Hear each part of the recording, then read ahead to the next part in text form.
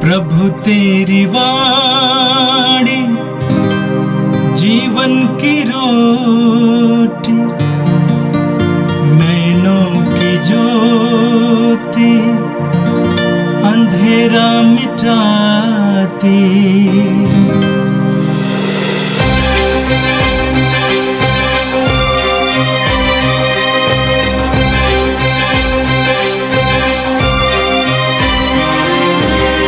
प्रभु तेरी वाणी जीवन की रोटी, नैनों की ज्योति अंधेरा मिटाती। प्रभु तेरी वाणी जीवन की रोटी, नैनों की ज्योति अंधेरा मिटाती। वाणी वाणी वाणी वाणी वाणी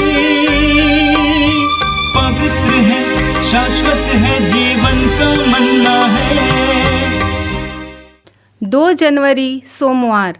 पहला पाठ संत योहन का पहला पत्र, अध्याय 2, पद संख्याएं 22 से 28 तक। झूठा कौन है? वह जो यीशु को मसीह नहीं मानता, वही मसीह विरोधी है। वह पिता और पुत्र दोनों को अस्वीकार करता है। जो पुत्र को अस्वीकार करता है, उसमें पिता का निवास नहीं। जो पुत्र को स्वीकार करता है, उसमें पिता का निवास है। जो शिक्षा तुम लोगों ने प्रारंभ से सुनी है, वह तुम में बनी रहे। जो शिक्षा तुम लोगों ने प्रारंभ से सुनी है, यदि वह तुम में बनी रहेगी, तो तुम भी पुत्र और पिता में बने रहोगे। मसीह ने हमें जो प्रतिज्ञा की है, वह यह है, अनंत जीवन। ये बातें मैंने तुमको उन लोगों के विषय में लिखी हैं जो तुम्हें भटकाना चाहते हैं। तुम लोगों को मसीह से जो पवित्र आत्मा मिला है, वह तुम में विद्यमान रहता है। इसलिए तुमको किसी अन्य गुरु की आवश्यकता नहीं। वह तुम्हें सब कुछ सिखलाता है। उसकी शिक्षा सत्य है, असत्य नहीं। उस शिक्षा के अनुसार तुम मसीह में बने रहो। बच्चों, अब तुम उनमें बने रहो, जिससे जब वह प्रकट हों तो हमें पूरा भरोसा हो और उनके आगमन पर उनसे अलग होने की निराशा ना हो। यह प्रभु की वाणी है। संत योहन के अनुसार पवित्र सुसमाचार, अध्याय 1, वाक्य 19 से 28 तक। जब यहूदियों ने यरूशलेम से याजकों और लेवियों को योहन के पास ये पूछने भेजा कि आप कौन हैं, तो उसने ये साक्ष्य दिया। उसने स्पष्ट शब्दों में ये स्वीकार किया कि मैं मसीह नहीं हूं। उन्होंने उससे पूछा, तो क्या आप एलियस हैं? उसने कहा, मैं एलियस नहीं हूं। क्या आप वह नबी हैं? उसने उत्तर दिया, नहीं। तब उन्होंने उससे कहा, तो आप कौन हैं जिन्होंने हमें भेजा? हम उन्हें कौन सा उत्तर दें? आप अपने विषय में क्या कहते हैं? उसने उत्तर दिया, मैं हूं जैसा कि नबी इसायास ने कहा है, निर्जन प्रदेश में पुकारने वाले की आवाज, प्रभु का मार्ग सीधा करो। जो लोग भेजे गए थे वे फरीसी थे। उन्होंने उससे पूछा, यदि आप न तो मसीह हैं, न एलियस और न वो नबी, तो बपतिस्मा क्यों देते हैं? योहन ने उन्हें उत्तर दिया, मैं तो जल से बपतिस्मा देता हूं। तुम्हारे बीच एक हैं जिन्हें तुम नहीं पहचानते। वह मेरे बाद आने वाले हैं। मैं उनकी जूते का फीता खोलने योग्य भी नहीं हूं। यह सब यरदन के पार बेथानिया में घटित हुआ, जहां योहन बपतिस्मा देता था। यह प्रभु का दिव्य सुसमाचार है। ख्रिस्त प्रभु की जय। मेरे प्रिय भाई और बहनों, आज का पहला पाठ संत योहन के पहले पत्र से लिया गया था। संत योहन प्रभु यीशु के 12 प्रेरितों में से एक थे। प्रभु यीशु के 12 प्रेरित प्रभु के द्वारा विशेष रूप से चुने हुए लोग थे और वे यीशु के साथ रहे, यीशु के साथ निवास किए, यीशु की शिक्षाओं को सुने, यीशु के चमत्कारों और चिन्हों को देखे, यीशु के व्यक्तित्व को अनुभव किए, यीशु के करीब रहे, यीशु के अंदर जो ईश्वरीय तत्व था उसको महसूस किए। यूहन्ना अपने पहले पत्र की अध्याय 1 वाक्य 1 और 2 में कहते हैं, हमने उसको देखा है, उसका अवलोकन किया है, हमने उसको स्पर्श किया है।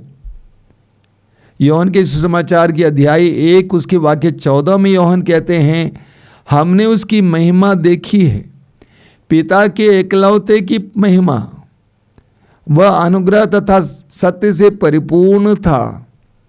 तो प्रेरितों ने यीशु को करीब से देखा, अनुभव किया।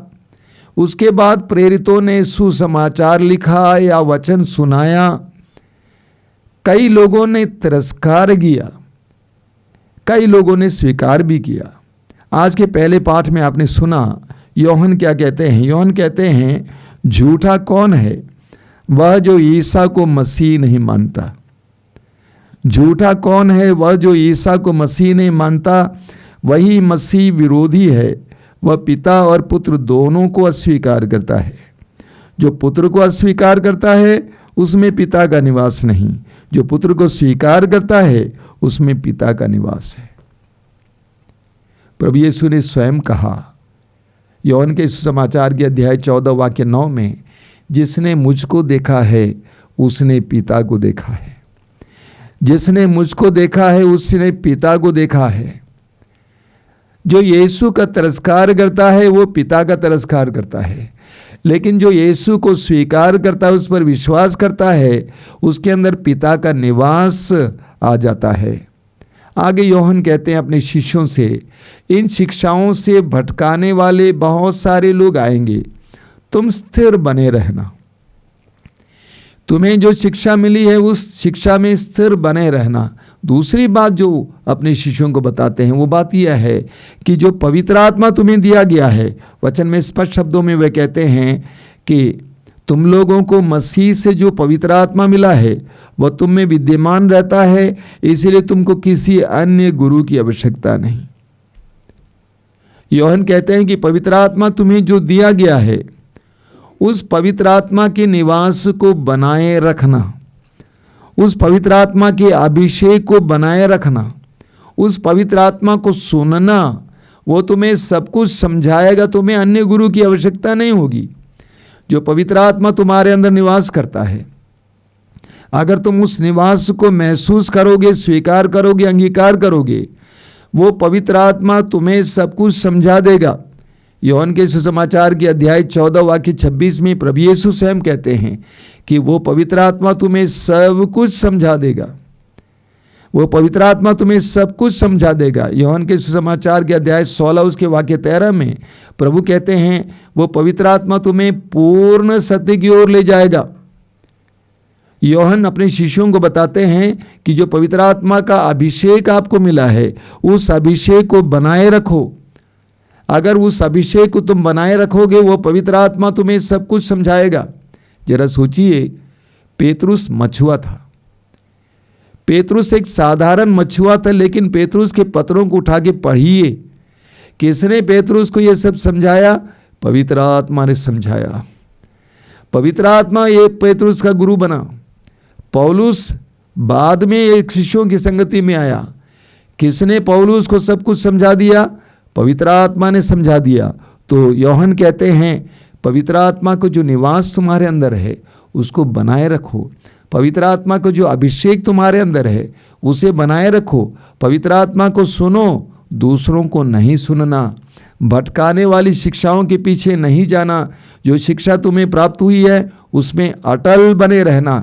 ये हम सब के लिए बहुत आवश्यक संदेश है।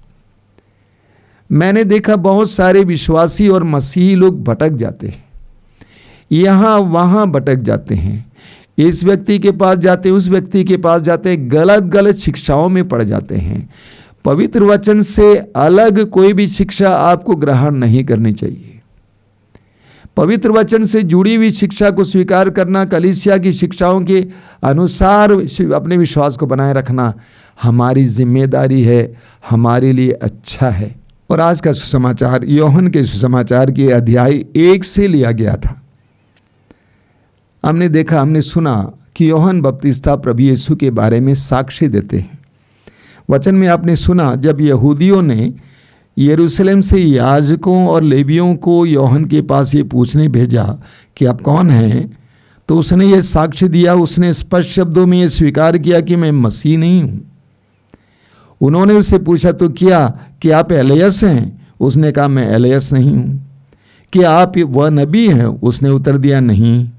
तब उन्होंने उससे कहा, तो आप कौन हैं जिन्होंने हमें भेजा? हम उन्हें कौन सा उत्तर दें? आप अपने विषय में क्या कहते हैं?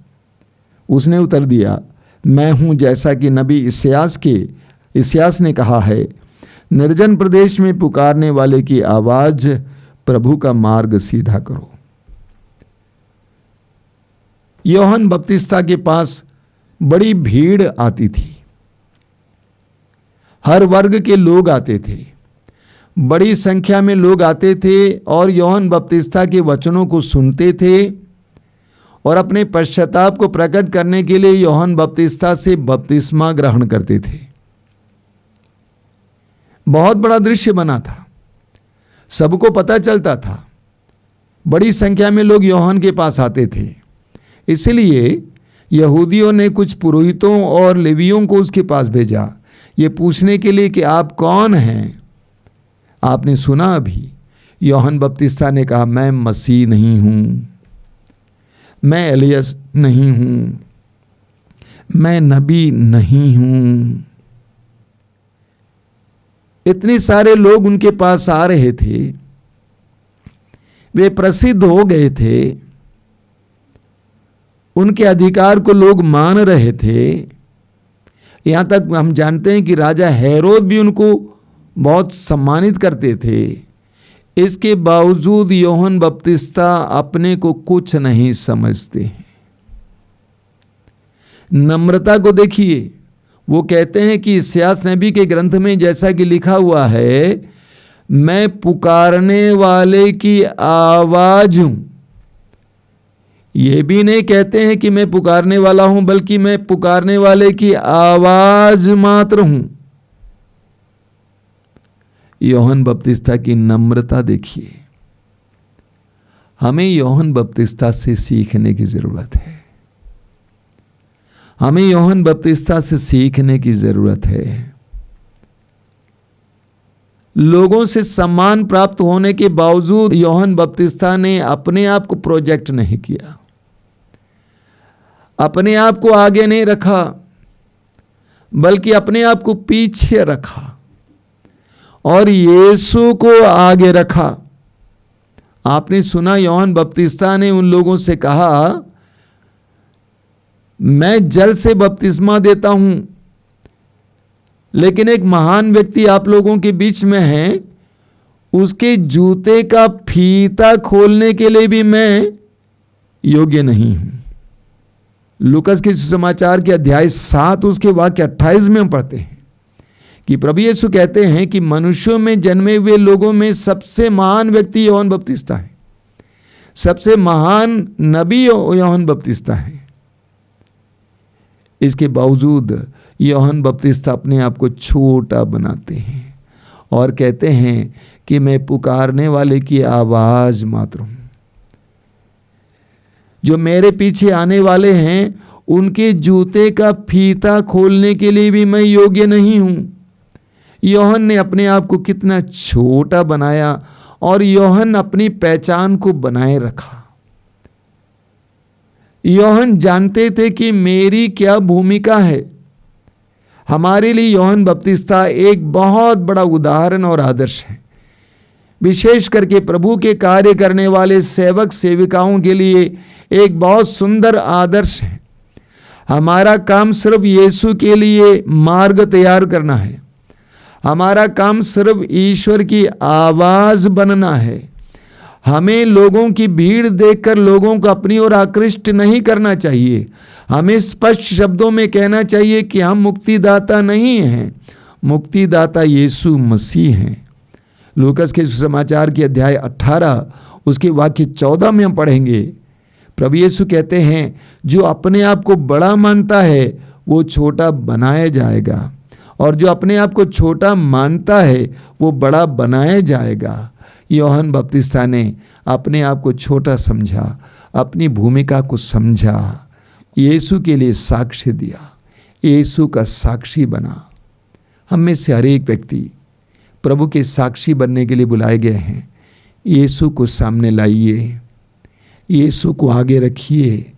हमारे जीवन के द्वारा, हमारी वाणी के द्वारा, हमारे हर कार्य के द्वारा हम यीशु को प्रोजेक्ट करें, यीशु को लोगों के सामने लाएं। आइए हम प्रार्थना करें।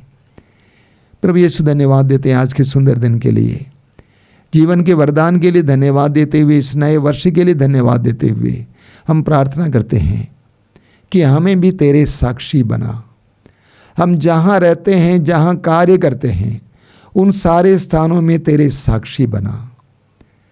हम में लोग तुझे देख सकें, हमारी वाणी के द्वारा, हमारे कार्यों के द्वारा तुझे लोग देख सकें, सुन सकें।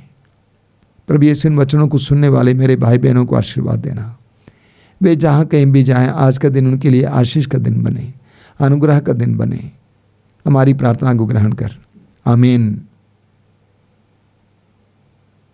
प्रभु तेरी वाणी जीवन की रोटी, नैनों की ज्योति अंधेरा मिटाती।